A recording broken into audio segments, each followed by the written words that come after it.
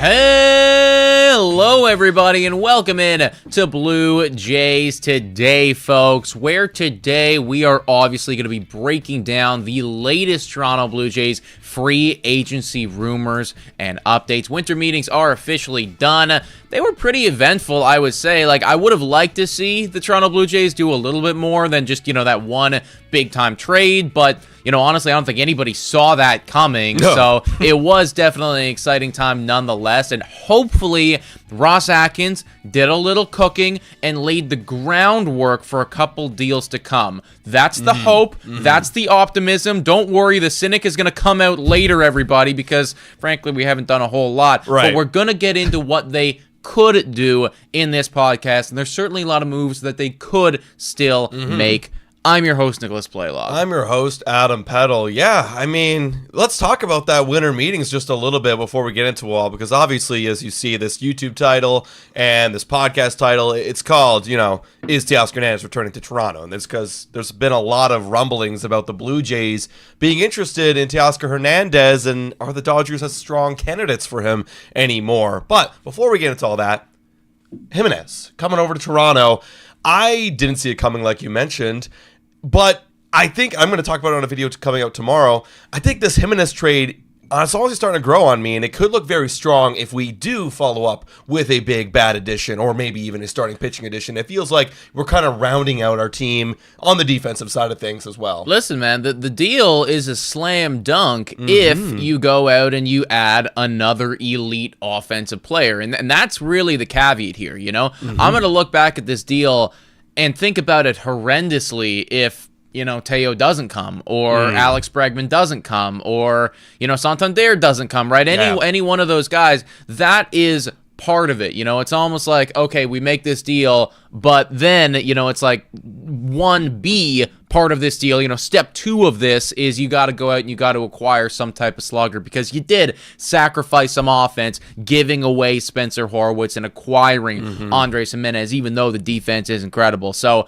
ultimately, I'm gonna be one of those, jury's still out type of guys until the offseason's over. If you go out and you bring in one of those elite talents, like Teoscar Hernandez, right? Check, A+, love it. You cooked Ross Atkins. If you don't, no. It's going to be bad. We're going to break down the lineup a little bit later in this podcast, and you'll see how bad it is truly right now with just Andres Jimenez in it. It literally looks like we're to the Colorado Rockies. What's the difference between us and them, or the A's, It's pretty brutal. But let's talk about that move potentially with Teoscar Hernandez. I'm seeing people in the chat being like, no, he's going to stay in LA.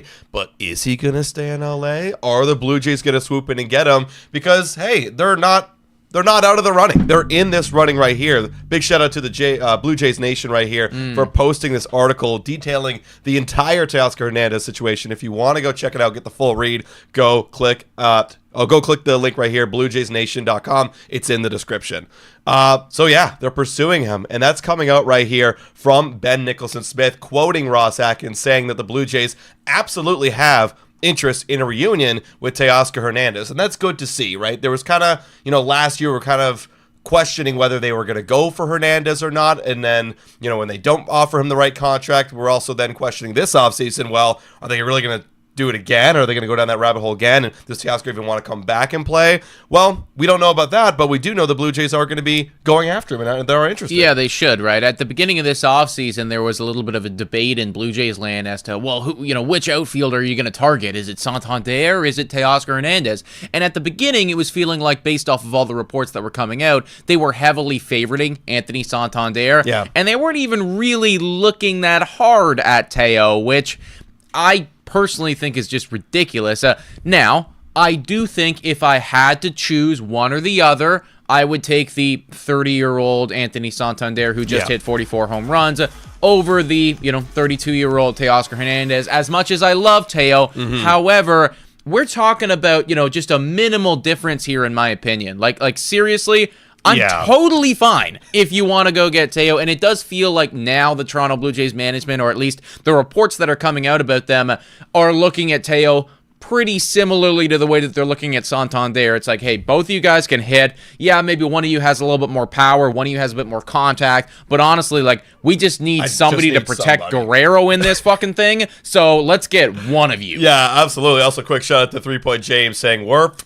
Apologies for the foul language. Yeah, I mean, not yet 3-point foul, James. We could get Teoscar Hernandez, and the way to get him, and these reports were coming out through various MLB insiders, was that Teo's looking for a 4-year deal. Now, that might scare some of you. I'll be honest, it's a tad bit scary. It is, and I understand why, because you're looking at a 32-year-old right now. So, I believe he was his age 31. So you'd have age 32, 33, 34, 35. You got to imagine at age 35, he will be falling off the cliff, in terms of his production. Maybe not. You never know, at least by then. So, but the point is, if he's looking for a 4-year deal, and right now the difference between him and the Dodgers, the AAV is all off right now. But if he can get the AAV and then that extra 4th year, the Blue Jays are willing to commit. If they are, then we got a slam dunk deal, it feels like. Okay, here's the thing. It really is all going to come down to the LA Dodgers. Like, they are going to need to be out of the Teoscar Hernandez sweepstakes, or at the very least not offering as competitive as an offer as they should be for him. Mm-hmm. So let's play armchair GM here for a second. Yeah. If you are Ross Atkins, keeping in mind you do need to outbid LA, so you still need to offer a decent chunk of money here, but there is also that risk that, it's going to be a 4-year deal on an aging outfielder right now. I think we know a little bit about that. For sure.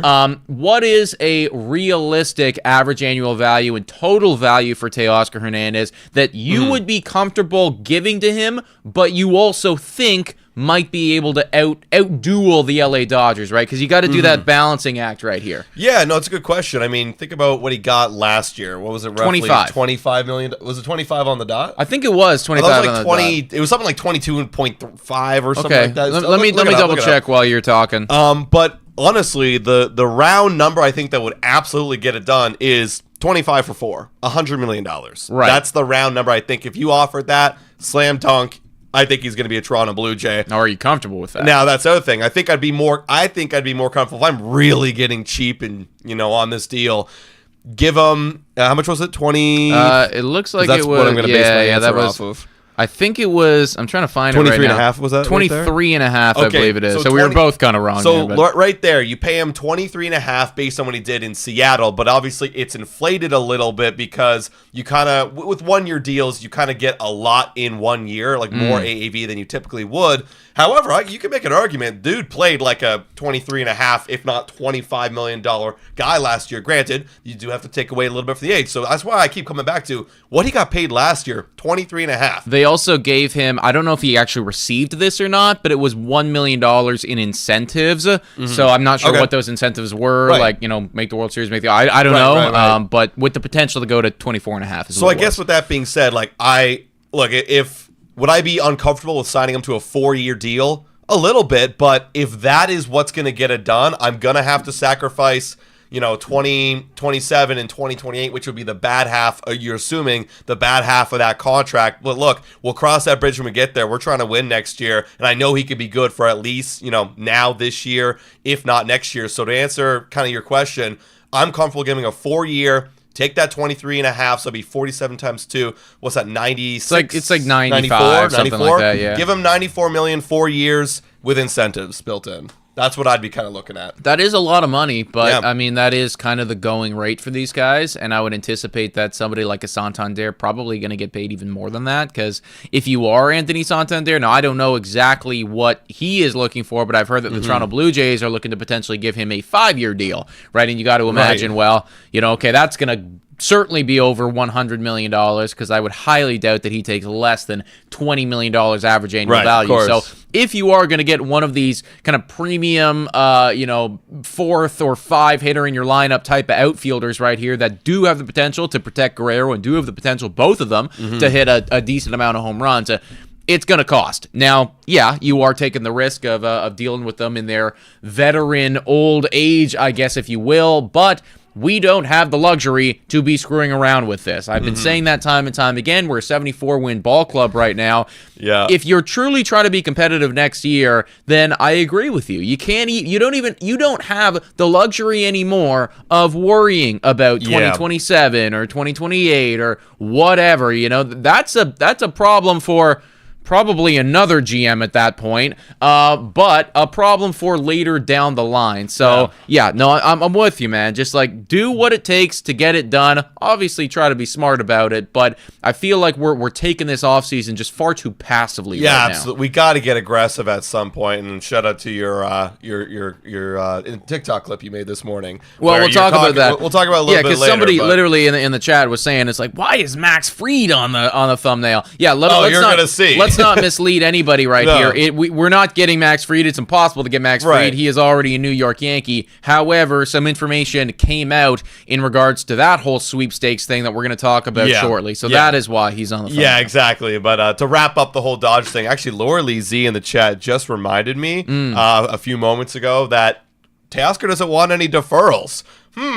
Okay. If your whole strategy, Dodgers, was to get all these guys by deferring all their money, well, if Teoscar doesn't want deferrals, and this was a clip, or I guess a little snippet from the Dodgers Nation article that they wrote right here, and they've got some inside sources, but apparently Hernandez doesn't want any deferrals. That could be an advantage. And then they go on to say, well, Dodgers remain Hernandez for preference. The number 2 team in the race is the Toronto Blue Jays. So if the deferrals aren't really working out for him, if the Dodgers are getting cheap and not offering him his AAV because the two sides remain apart on the AAV right here and the signing bonus, then okay. Come back home, Teo. Come back home and bat behind Vladimir Guerrero Jr. Yeah, man, and he already did the deferral thing, right? Like, he got that deal that he had, 23.5 or whatever it was. I believe it was like $5 or $6 million got deferred to years from now. I'm sure what happened is he did it, and he's like, I'm broke. Sucks. Yeah. It's like, damn, man. LA houses are expensive. Exactly, I kind of want that $5 or $6 million right now. So clearly he's done it before and is kind of realizing, well, you know what? If I'm gonna be with you guys again as much as I want to, you got to pay me right now, which is very, very fair. Now, let's transition to Max Fried. I love this comment right here from Smooth Brown Man. Shout out to the 400 people watching. If you haven't already done so, hit that like, smash that subscribe button. Community of legends right here. But SBM, as I will call you, says, the reality is that with this market, you have to overpay. If you stick to your evaluations, you lose. That's it. And that is something that we've been saying quite a lot, not only just this offseason, but in past off seasons as well, right? If you stick to your evaluations with the literal psychopaths like Steve Cohen and Hal Steinberg, all these crazy people out there, you're just gonna lose. That is what happens right now. Now, we were thinking, okay, you lost out to Hal Steinbrenner for Max Fried for $218 million.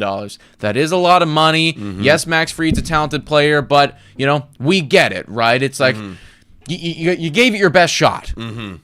That's not true. There was, in fact, you didn't give it any shot because it was revealed recently that they didn't even offer Max Fried a contract. Tell me your thoughts when you first heard this, right? For a team that's trying to be competitive, for a team that apparently is looking desperately to get another starting pitcher, one of the best ones on the market that seemingly made a lot of sense, you didn't even offer him a deal. Yeah, I really question whether we're being serious this offseason. When you looked at the starting pitching market, Blake Snell already left, and you knew you wanted to add a top impact guy. I hope that is what they're doing. That is what it seems like they're doing. Well, that's the thing. That's what it's been said that you're trying to do. It says that you're trying to do. So the only two remaining guys is Max Fried and Burns. You'd think that someone would take a shot at both of them if they really wanted one, because you got the Red Sox, you got the Giants, you got the Yankees, and yourself, and hell, even the Mets, and maybe the Dodgers. They're all going to be in on these dudes. So to shore up your chances, take 2 shots at both of them. But instead, according to Joel Sherman,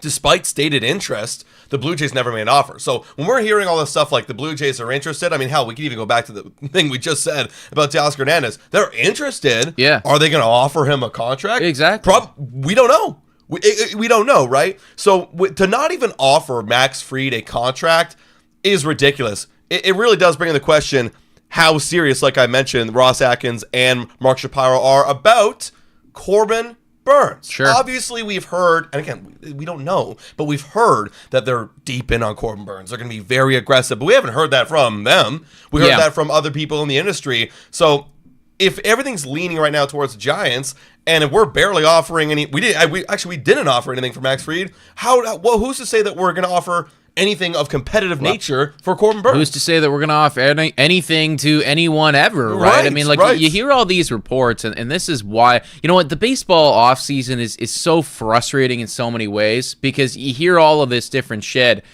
and then it comes out afterwards that it's not even true, right? I was under the impression, you were under the impression, I imagine all of you guys were under the impression that, well, we were actually finalists for Corbin Burns or Max Fried, right? That was kind of the reports right up until the very bitter end that he signed with the New York Yankees, and apparently they weren't that into it. And then you also hear that, the Toronto Blue Jays they're going to be the highest bidder for Juan Soto, and well, what happens there, right? And I'm not saying that you have to pay Juan Soto $800 million, or if you don't want to go out and get Max Fried, maybe you saw something that you didn't like, or maybe you can make me an argument as to, well, he hasn't always been 100% healthy and we'd rather invest that money in Corbin Burns. Okay, I can get behind that. I can believe all of that right now, but you have to actually do it. And I guess I don't have that faith right now in this management or this front office that they are going to be able to, as people have been saying, go above and beyond their evaluations. It feels like, they get into a room together right after they get knocked out of the playoffs. Early October, they're in a press room together. They got a couple different calculators. They got a couple different algorithms. They punch all the numbers together. They spit out a number, and then that's what it is. And it's like, okay, Max Fried to us is $150 million, and if it gets significantly more than that, we're just not going to do it, right? And if that's the way that you're operating as a team and as an ownership and whatever, then you're not going to be competitive in 2025. That's just the way it is. I used to think, a lot of people bring this up too, I used to think in the terms of, okay, well, if you equal this much production on the field, based on previous contracts, you should get that much, because that's only right. Well, people aren't considering, like you brought up, the craziness that is the free agent market nowadays. There's psychopaths out there, man. They're insane. Like, does that calculator that Ross Atkins and Mark Shapiro have factor in psychopaths as GMs and owners? But seriously, do they factor in the market? The competitive market in there? Because, okay, you spit out this number. This is how much we're willing to go, give or take 1% up or down. Right. Well, are you also willing to go 10% up? If that's what it takes to get him, because that's what it feels like it needs for a lot of these guys. I mean, was Max Fried ever projected to get $218 million? Definitely not at the beginning of the offseason. Like after Blake Snell signed, that like I remember I was like, oh, okay, well, Max Fried's better than Blake Snell, right? And therefore, he's now gonna be a $200 million guy, right? Right. And that's where it became, but certainly not a couple months ago. I think anybody was flirting with that number, right? And then you look at Corbin Burns. I think people are flirting with the idea. Okay, he's gonna eclipse $200 million, but then you see what happened with Snell. You happened with Max Fried. Well, now he's gonna eclipse $250 million. Based on that. So that's what frustrates me the most. Again, we don't know how exactly they punch out this number, but whatever they're doing, they're not punching out a bigger number to get the job done. Yeah, and I would also, and to their credit, right, to the management's credit, in the past, they have been able to go out and get free agents, right? Yeah. And, anybody, like years ago, I remember when we first started this channel, this podcast, and we were talking about this, we used to get a lot of comments being like, guys, the Jays don't spend. Right, and I was like, what are you talking about? I mean, they got Springer, and they got Gosman, they got all these, like, they have spent. Yeah. But back then, it wasn't just the money that you could sell. You could sell the vision, and the vision, I think, was one that a lot of people could have got behind. Yeah. It was Bo, it was Vlad, it was bright, it was energetic, right? We were young. There was so much to be excited about, and now I just think that the vision, if you try to sell the vision or the farm system, like, that's negative points, man. So you got to make that up in some capacity, and you got to make it up by adding more money, by adding more financials. Yeah, literally, you got to turn your team's vision into their future vision. Like, hey, with that extra $50 million, think about your kids. Think about the home you could have here and there. Like, that's literally what I started to do, because right now your vision sucks. Well, as a team and as an organization, it is very difficult to sell somebody, especially somebody like Teo, right? And I think that there is a shot that they go out and they get Taylor. I think that we are going to be right there because I would hope that we value him a bit more than maybe some other squads do. Right. But if you're Teoscar Hernandez, who just won a World Series and, who was just on a team that has it all put together right now, do you want to go back to that, I guess your first girlfriend, your first big ex? The true love. Maybe the Dodgers was the sexy, model. I don't know about that, man. I'm not sure. I think he found his true love over there. Do you want to go back to a team where, your best buddy isn't even extended and ultimately, the World Series, it seems probably miles away when you come to Toronto, whereas, if you're the Dodgers, it's like, all right, let's gear up and get healthy for October next year because we're gonna be there. It is a tough thing to sell these guys on, and that is why we need to see this management get more aggressive from a financial standpoint. And it is also why when you're hearing reports that they didn't even offer a contract to somebody that they were supposedly interested in, you just scratch your head and you go, what are we doing? I know it's questionable, but it's funny. We build up our hype and we believe in the management for just a little bit. At least we have hope, not belief, maybe hope that they go and they make a good decision, and then they prove us wrong. It's a cycle. There should really be that meme of cycle of Blue Jay fans with Ross Atkins. It's a cycle with all sports fans. Some of them are just sadder than other ones. Right, and for this sure. is definitely a depressing one for sure. Well, speaking of selling free agents on teams and visions, there was a press conference yesterday for Juan Soto, but also another one before that for Willy Adames, who signed with the Giants. And in that press conference, they brought up Corbin Burnes because obviously the Giants are in on Corbin Burnes right now, as we know. And we also know that Willy Adames and Corbin Burnes played in Milwaukee together for a couple of years. And they're apparently good buddies. And they asked Willy Adames on the panel, hey, are you want to put in a good word for Corbin Burnes? And apparently he was gonna call him after the press conference and sell him on the idea of the Giants' future, because he even came out and talked about he loves their young prospects. They got a couple good young guys in that lineup nowadays that people forget about. And they also have very good defensive left side of the infield right now with him and Matt Chapman locked up for a long time. And you also have Logan Webb in that rotation and other guys. If you add Corbin Burnes, now you're all of a sudden a playoff contending team. Totally, dude. And this is also another disadvantage. You have all this attractive stuff over there. Plus, you've also got your home state right there in California. The only difference that would be over in Toronto would be maybe more money, but we have yet to see that we're willing to offer that money. So it feels like at this point, the Blue Jays are not the favorites anymore. No, I don't think we are, right? And I mean, Willy Adames, the guy hasn't even touched the field yet, and you're already reaping benefits. Right? If you're Buster Posey and the San Francisco Giants, so, credit to you, tip of the cap. That was a good signing already. Right. And if he can convince Corbin Burnes to come there too, Giants fans, you guys are up. Sorry. We just got breaking news, not about the Blue Jays. What's happened? The New York Yankees are finalizing a trade to acquire Devin Williams from the Milwaukee Brewers. No, they aren't. Yes, they are. No, they aren't. It's a passing bomb. Oh, my God. Well, I hate that, wow. man. That was one of their big things. It's last year they couldn't save a game to save their everyone was screaming at Clay Holmes, and then it was they couldn't find their closer, and now they have one of the best ones. Yeah, one of the other than Emmanuel Clase, this is the best closer in all of baseball, and that sucks because that goes to another AL East rival. Blue Jays, dude, wake the hell up. That's what I'm saying, Wake the hell up right now, Ross Atkins. I'm so sick and tired of watching the AL East get stronger. And what did we do? Our offense got weaker. We got better defense, but our offense has still gotten weaker. This is ridiculous. Dude, you know what's actually crazy? Maybe I should tweet this out later. The Yankees lost Juan Soto this offseason, and they're still having a better offseason than we are. Yes. Isn't that actually, when you think about that for real, isn't that fucking insane? Yeah. They lost a top 5 player in MLB, and I still like what they're doing more than what we're doing. Because I actually believe they're going to do even more. Because what have they done so far? Yes, they got Devin Williams. They've got Max Fried. Is there any other move that they've done so far, if I'm not mistaken? Those are the 2 really big ones. Those are the big ones, but I still believe they're either going to trade for Tucker, they're going to sign Alex Bregman, or Pete Alonso. They're going to do one of those. Exactly, and that will supplement right now that offense and that team. Wow. That's a really big move right there for the New York Yankees. Oh, they got Loizaga back too. I forgot about that. Did get Loizaga. Yeah. So there you go, 2 bullpen guys. That's the thing, like that. You easily replace Clay Holmes. Yes. Clay now Holmes it's they just deal with their hitting at this point. I mean, honestly, tip of the cap to the Yankees. Like Devin Williams is incredible. Wow. Would have loved to see him come to Toronto, but it never felt like a realistic option for us. But like that.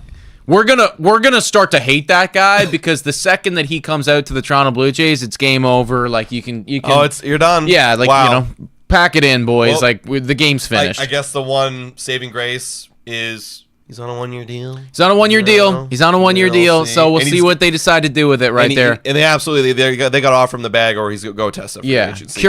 Curious to know what it is that they gave up to get him. We'll see what if Passan comes out with that. Quick shout out here to Matt Pink with the $6.99 dono saying, does the reunion of Teo and Vlad bring some much needed energy back into the dugout? Will it bring more placata out of Vlad? Well, I'm not sure if it's going to bring more placata out of Vlad. I mean, maybe you can make some arguments that maybe his morale is up, or he's got protection, so they're throwing him more strikes or what have you. I mean, maybe. But I definitely think it's going to bring more energy to the dugout. 100%. For sure. I mean, hell, like I've been very critical of the Jimenez trade from a good side, a bad side, whatever. But the one positive, the one pro of bringing Jimenez is, he's got a lot of energy. He's quite the character, right? I think he is going to bring energy, too. You bring in Teoscar Hernandez, maybe you get a little bit of life back in this team. Maybe a healthy Bo. Maybe he smiles a couple times. That'd be nice to see. That would be nice, man. Like, dude, that guy was down horrendously last year. Listen, I don't want to speculate too much on,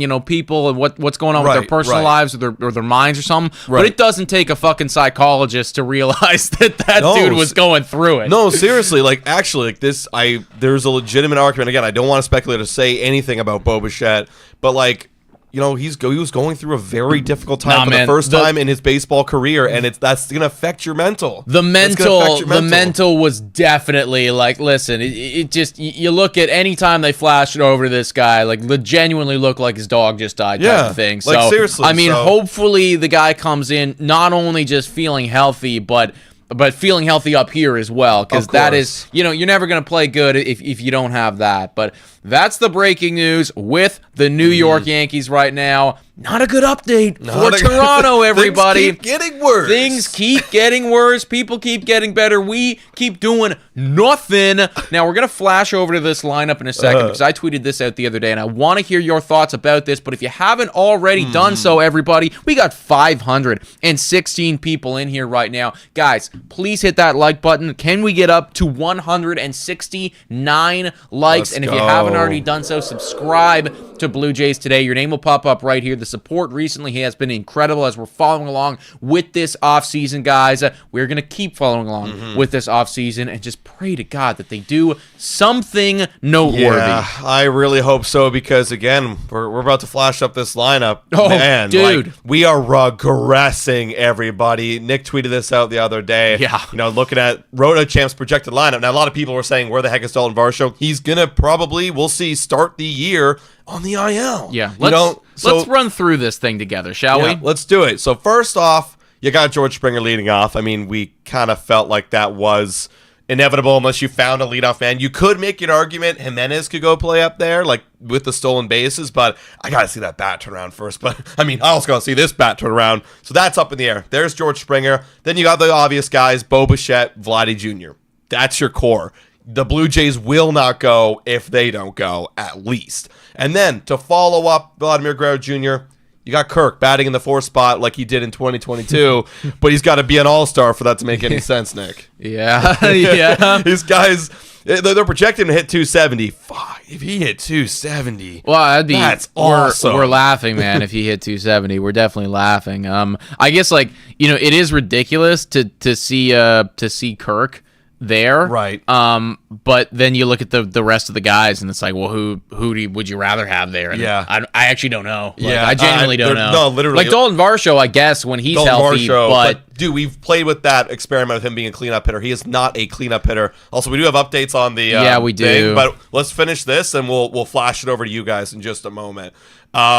Fifth is Will Wagner. That's another question. Now that you have Will or Andres Jimenez, where the hell does Will Wagner play? I mean, right now they have double second base, which is not going to happen. You obviously can't play 2 second basemen out there, but it feels like with the Jays, I think that's what they think they can do because they have so many effing second basemen. Yeah, dude, if it was up to Ross, we just have like 9 guys standing at the second base bag, like waiting, you know? Yeah, right? Like, so he right now would be the DH, assumably. And again, like, what is he going to be? We'll have to see. I mean, Will Wagner is a candidate, if he does play good, to be leadoff. You know, that is a possibility. He could be a leadoff guy if that batting average is really high.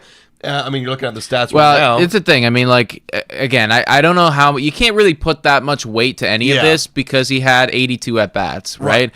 And, yeah, the numbers were very good. The guy batted .305. He had an OPS of 788. Like, if you can do this at the major league level for a season, like, yes, please. That's incredible. Yeah. But, you know... You also cannot lock in that he's going to do this for a regular season. No, right? like it's again, very small sample size. The sample size is so small the league didn't have time to adjust to him. Now I will say one thing. Very small sample size of breaking it all down, but he has excellent ability to cover velocity, location with his bat, and that's why he had a .305 batting average, and he did work incredible counts. So that is a solid approach, and you can't deny that will work at the big league level a lot of times, but he can't, waver from that approach when things get tough, and things weren't getting tough for him, so he never had to. That's the thing, and I do just, like, I keep coming back to the sample size because, like, this is actually a smaller sample size than what Davis Schneider had like in that second half of the year back in, what was it, 2023? 2020, 3. When he broke out, right? And we were all like, oh, like, and he did obviously a lot better than this too. Right. We were like, oh, it's going to happen. And I mean, look what happened there. Not saying that Will Wagner's going to be on the same path, but it's just tough to really know anything in like how many games, 24 games he played. It's a great example of just, small sample size being proven wrong. And then, I mean, you're not even seeing here Davis Schneider as we continue on. There's Andres Jimenez. We know what he is. I have a video coming out tomorrow about him, guys, so check it out. Yeah. And then to finish off the lineup, Ernie Clement. We know exactly what this guy is. Sometimes he pops one, can have a higher batting average, not so much, on base or slug, but he's there. I would also argue, too, and maybe I'm doing a disservice to Ernie Clement, but I think that last year was kind of the ceiling from an offensive perspective, or at least close to the ceiling. Again, I hope that I'm wrong. I hope that this guy just continues to get better and better and better, but...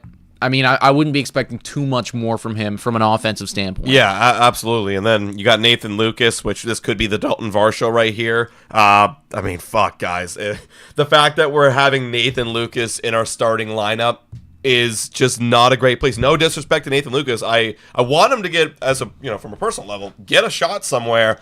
God, but like on our team is just not good. Then it's Joey Loperfido. I'm honestly not a huge... Joey's a great guy. But from a player standpoint, not a huge fan. Tons of swing and miss in his game.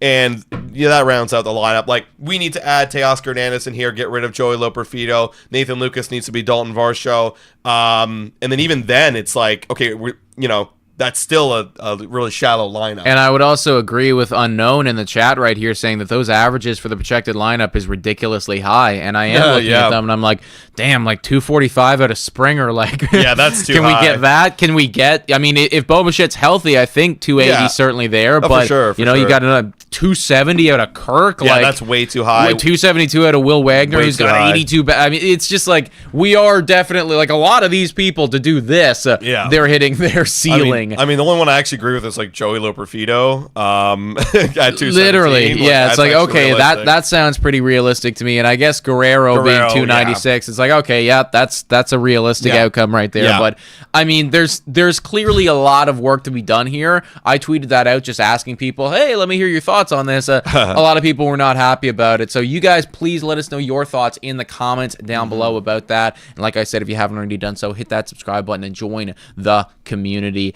Shout out to Jeff Passan here Yep. for breaking the recent news. We do have the return for the Milwaukee Brewers in this Devin Williams trade, and it is going to be, or at least the big piece anyways, is Nestor Cortez. Yeah. There was also a prospect involved as well. His name is Caleb Durbin. So I'm not super familiar with him, second baseman, but I would imagine that Nestor Cortez is definitely a big piece for those Milwaukee Brewers because they know how to build the pitching out pretty damn good. Yeah, it feels like the Yankees are the fleece right here. They're fleecing. I mean, I can agree with that. A lot of Yankee fans were hopping off the Cortez train, and then I don't even know who the hell Caleb Durbin is. I mean, is he a prospect? Take a look at that in a second. Sure. Yeah, I mean, Nestor Cortez was solid last year, like just a solid rotational piece. We'll see what he does with the Milwaukee Brewers because typically, like that those guys know how to deal with pitching. But he's going to be a free agent in 2026, so it's 2 years of control of Nestor Cortez for 1 year of control of really really good Devin Williams. Yeah, and then Caleb Durbin. He's not even a top 30. He's not a top 30 prospect for them. Unless he's removed right now. Like, what's he? Who's this guy? He's been in the minors, man. Like he's never been to MLB before, so it really isn't much of anything right here. No. You're sure he's not there? He's not here. He's not in their top 30. Unless they couldn't have already moved. No, they couldn't have already moved it. No. I usually think it takes like a day after. Yeah. They're also okay. Yankees are also sending money to the Brewers. Okay, there you go. There's the rub. There's the rub right there. Yeah. I wonder how much it is. Gets a couple mil, and they Pity get Devin change. Williams, and that's what it is. I mean, ultimately, like great deal for the New York Yankees. Like you didn't really need Cortez anymore after that Max Fried deal, and I mean, there's God only knows there's still potential that you could go out and get a Flaherty or somebody else on the free agency market if you really wanted to go crazy into the pitching side of things. But from a Jays standpoint, just seeing our division rivals making all of these moves, it's tough. And I'll tell you right now, man, I like the Jimenez trade, but there ain't no goddamn way that Jimenez is getting a hit off Devin Williams. No, it just ain't happening. I mean, hell, guys, I feel like a broken record saying this, but you can't win baseball games if you can't score runs. I don't care how flashy your glove is. Can you drive in the runner from second?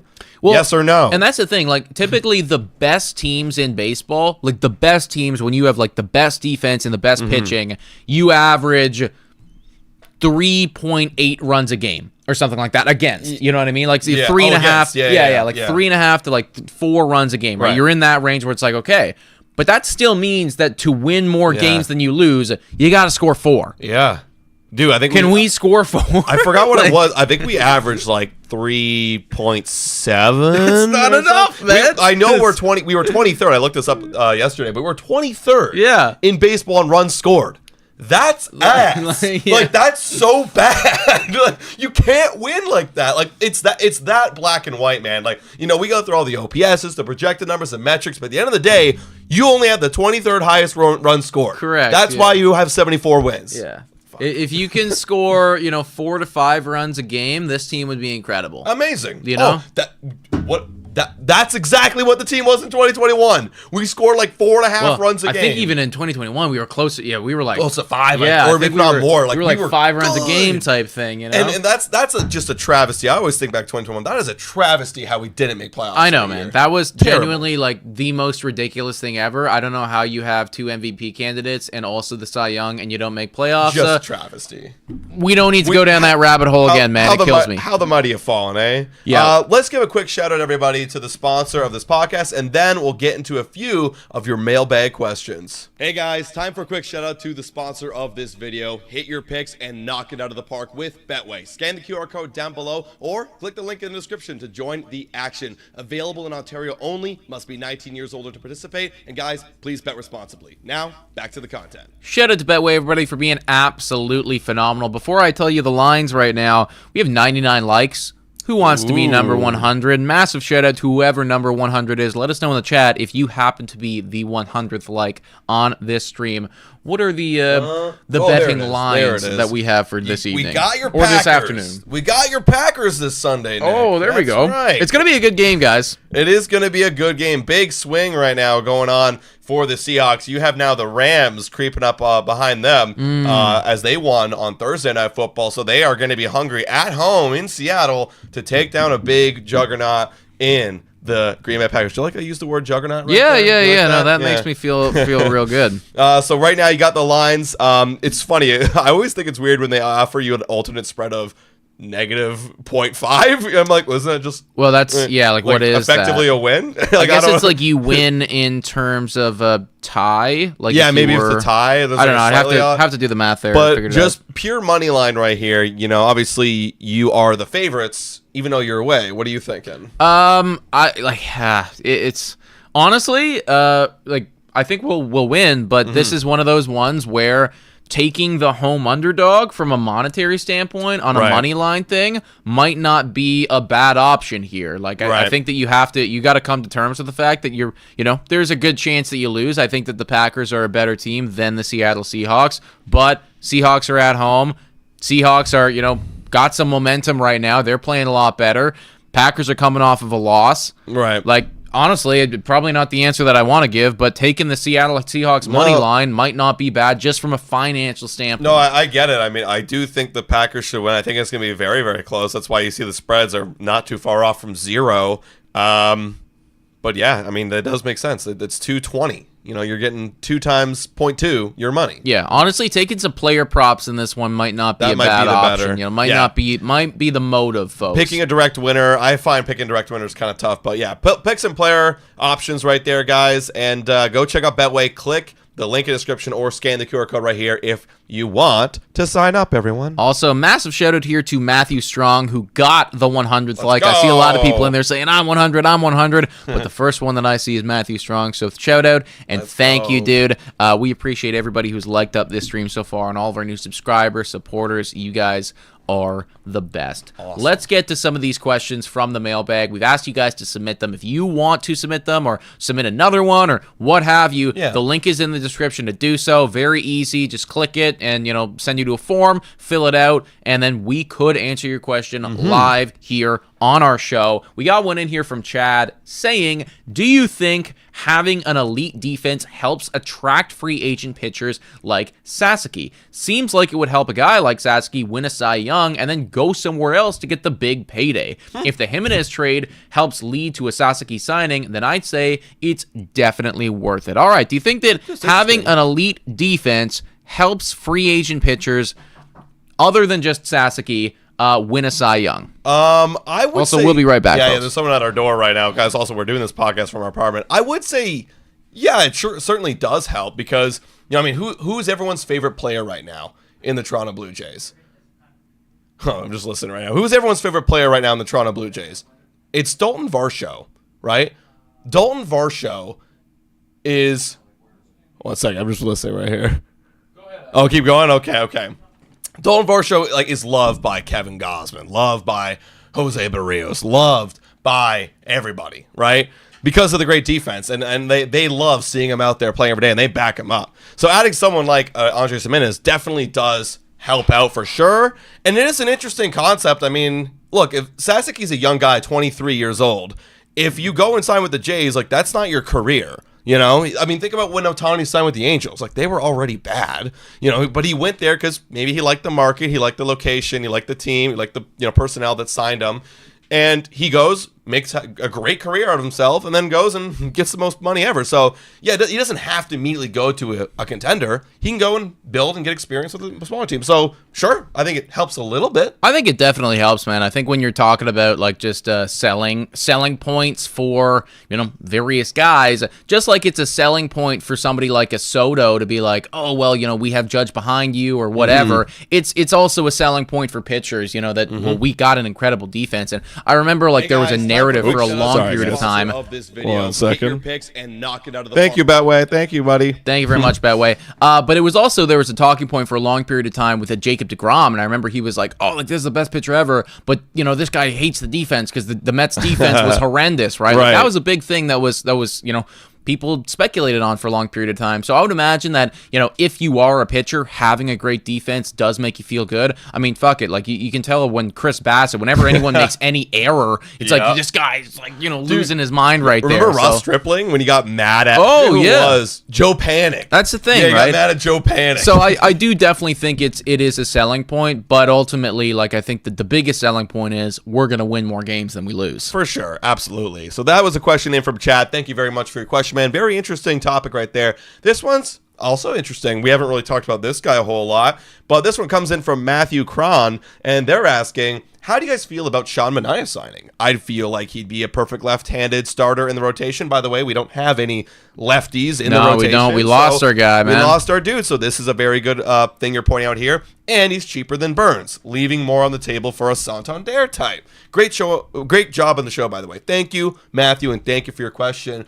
Sean Manaea had a great second half last year. Yeah, dude, he was phenomenal. And you could really, and this is where I kind of point. I give splits a lot of credit. Like, sometimes people have great first halves, bad second halves, but I can really point to a great second half that will carry into a phenomenal next season based on the adjustments he made. We all know he made the big adjustment. Shout out and thank you to the person that just subscribed right there. We all know he made the adjustment going from his original windup to literally what Chris Sale does. And what do you think happened right there? He had a phenomenal second half. The numbers, oh wow, it's kind of shocking. It's actually pretty much even. Pretty much even. Interesting. Maybe he adjusted in the first half, was extremely successful, and then kind of leveled out. But point being, 3.48 ERA in the second half. That's still very good. That's right around his literal entire season ERA. I'm kind of with it. If it's not the Burns. We missed out on Burns. We get him a Sean Manaea. That's a lefty. Burns is a righty. Obviously, it'd still take Burns, but it gives you some options right there in the rotation and just adds to the longevity. What do you think? Yeah, I think so too, man. Like, ultimately, we don't need Corbin Burns. I want Corbin Burns, but we don't need Corbin Burns. Mm-hmm. We need hitting. Right? Now, I do think that adding something to this rotation is important because right now, there is some question marks. You're hoping that Chris Bassett bounces back. You're hoping that Bowden Francis can continue what he did.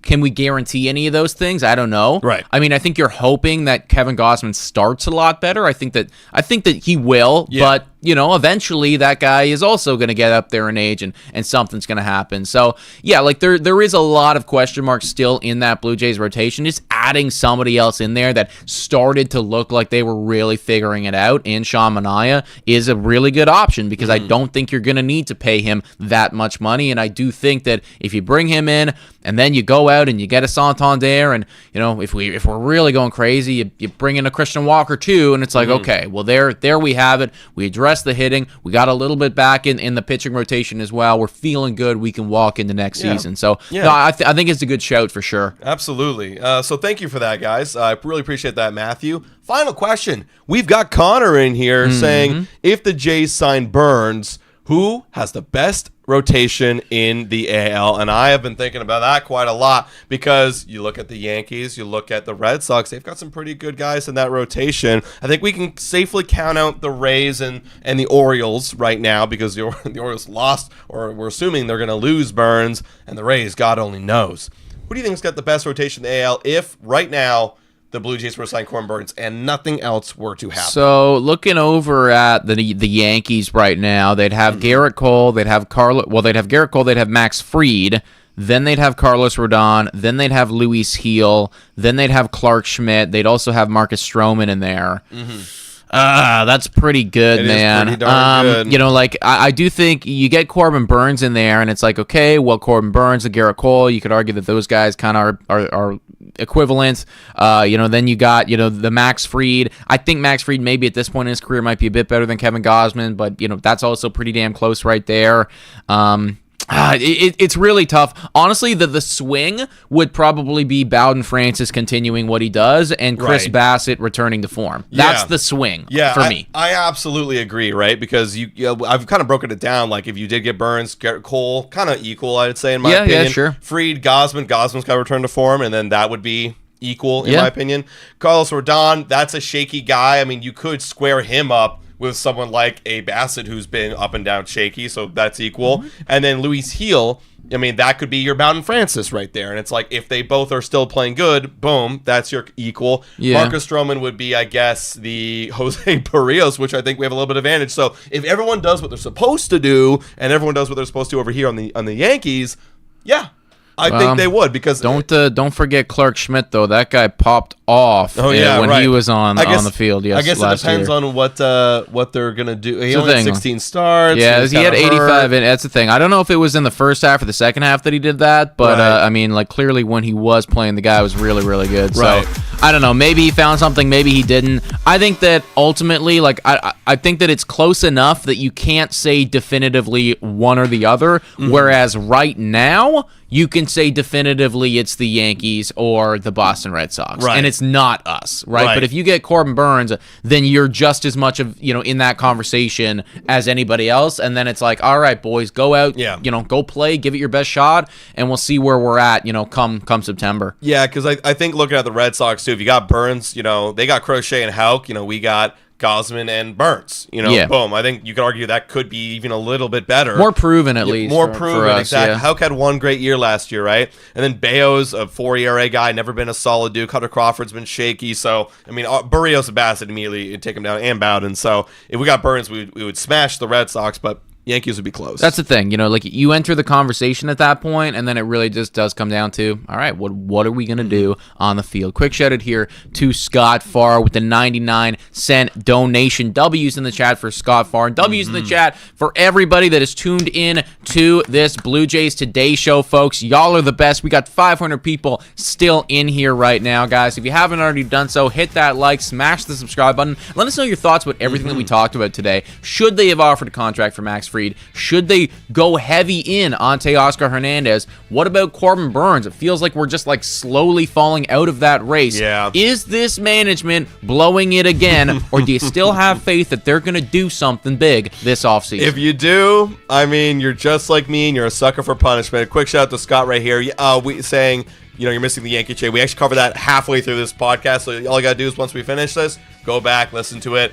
Yeah, thoughts on that? That sucks. It sucks, man. It sucks. Devin Williams is going to save a lot of games for those guys. He will. So, guys, thank you so much for tuning in. Make sure to hit that like button, subscribe to Blue Jays Today, and as always, guys, go Jays, go!